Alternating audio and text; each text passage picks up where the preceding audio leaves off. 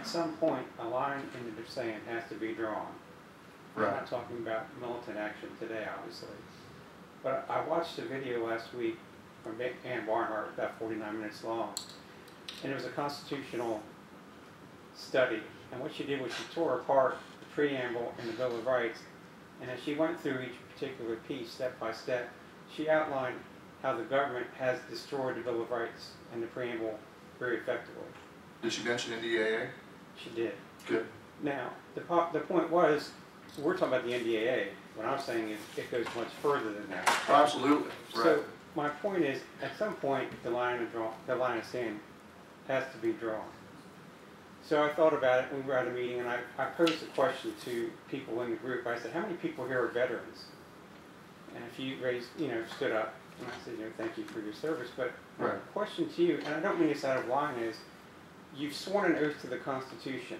Mm-hmm. And one had already seen the video earlier that day, and we talked about it beforehand.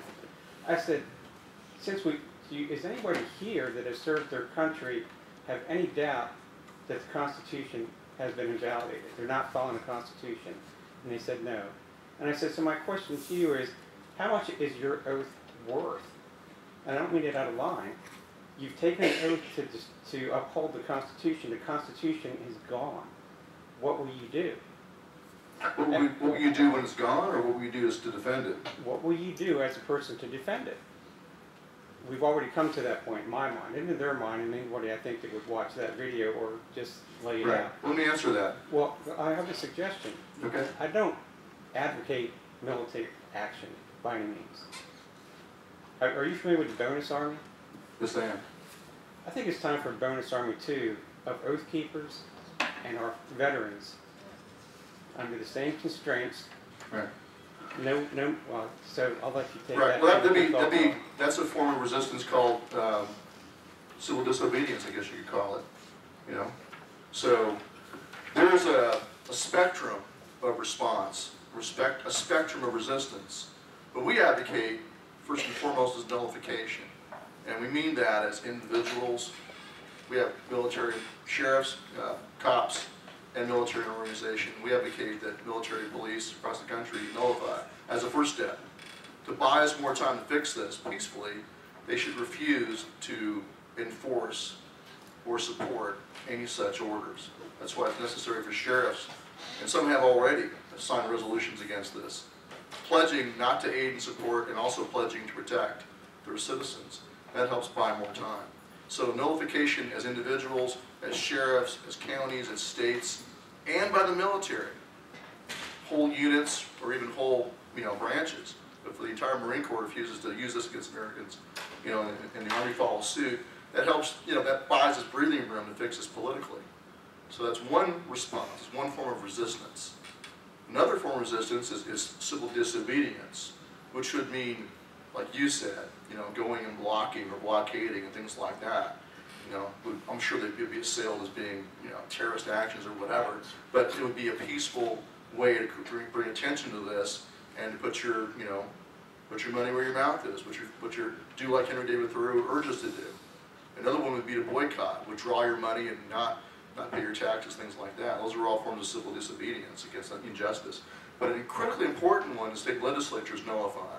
And Madison and Jefferson showed us the way. Of course, talking about nullification nowadays is demonized, but it's got nothing to do with race. It has everything to do with defending your rights. So that's the spectrum. And that's the thing is that unless the legislatures step in and impose one sovereign against another, when the states do something wrong, the federal government is there to step in and say no. Same goes the other way around though. It's a two-way street. But if the state legislatures don't do that, then it leaves it in the hands of the people to fix this or to fight against it. And eventually, there will come a point where it is so bad and it's gone so far that we'll be forced to fight another revolution. We're on a short track. It's not that far away. Because this is a direct parallel to what the Nazis did when they took power. I had one legislator, Denny Rayburn from Montana, say, well, who's been detained under this? Well, Jose Padilla had already been detained. But it shouldn't require someone to be detained before you say no to it. When the Nazis first passed, after the Reichstag fire decree, and then the Enabling Act, They hadn't executed any Jews yet, but it was still a bad thing to do. It gave too much power to one man. It was still wrong. You have to oppose it to inception. I'm not going to wait until they start rounding up dissidents. I'm going to oppose it now. But I've had veterans tell me across the country, different places too, the same thing. They're like, hey, when they go come grab the first veteran or the first gun owner, it's on. I'm not going to wait for them to come to my door. It's on. That's what they're saying. And so there's a lot of anger out there that's already building up because they see it, like you were talking about, as being already so far gone. But I don't want to see that happen. I want to see the legislature step up and do what's right.